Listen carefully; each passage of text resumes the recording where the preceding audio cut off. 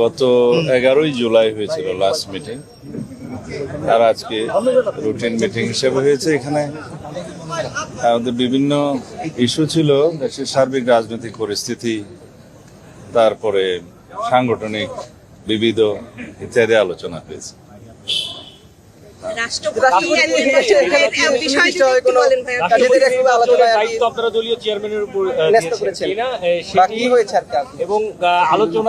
রাষ্ট্রপতির নির্বাচনের বিষয়টি নির্বাচন কমিশনের একটা সাংবিধানিক এখতিয়ার। সাংবিধানিক এখতিয়ার হিসেবে দুইটা আছে, নির্বাচন কমিশনের একটা সংসদ নির্বাচন আর একটা রাষ্ট্রপতি নির্বাচন। রাষ্ট্রপতির পদ শূন্য হলে মাননীয় স্পিকার অস্থায়ীভাবে ভারপ্রাপ্ত রাষ্ট্রপতি দায়িত্ব পালন করছেন। আইন অনুসারে 90 দিনের মধ্যে এটা রাষ্ট্রপতি নির্বাচন অনুষ্ঠান করতে হবে। তো সেই লক্ষ্যে নির্বাচন কমিশন তো ইতিমধ্যে প্রেসে বলেছে কথাবার্তা যে তারা প্রস্তুত আছে রাষ্ট্রপতি নির্বাচন আয়োজন করার জন্য। সেটা তারা তফসিল ঘোষণা করতে পারে।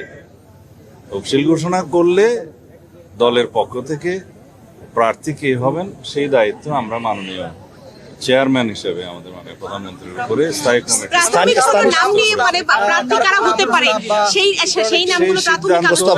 নেওয়ার দায়িত্ব আমরা মানে চেয়ারম্যান হিসেবে, দলের চেয়ারম্যান হিসেবে তার উপরেই ন্যস্ত করেছি।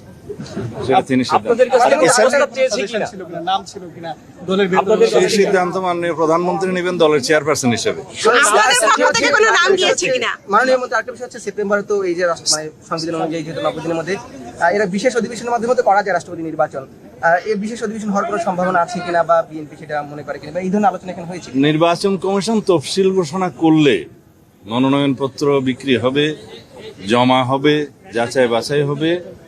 বাছাইয়ের পরে যদি সিঙ্গেল প্রার্থী হয় সেই ক্ষেত্রে আর নির্বাচন করতে হয় না। যদি একাধিক প্রার্থী হয় তাহলে জাতীয় সংসদের জন্য একটা বিশেষ অধিবেশন আহ্বান করার নিয়ম আছে। সেটা মাননীয় স্পিকারের সাথে আলাপ করে নির্বাচন কমিশন সেই দিনটি ঠিক করেন।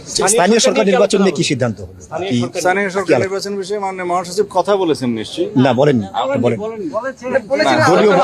দলীয় মনোনয়ন থাকবে কিনা? স্থানীয় সরকার নির্বাচনের জন্য ইতিপূর্বে মাননীয় স্থানীয় সরকার মন্ত্রী হিসেবে তিনি তো বলেছেন যে আমরা এই বছরের শেষের দিকে অথবা আগামী বছরের প্রথম দিকেই স্থানীয় সরকার নির্বাচন অনুষ্ঠানের জন্য প্রস্তুত আছে।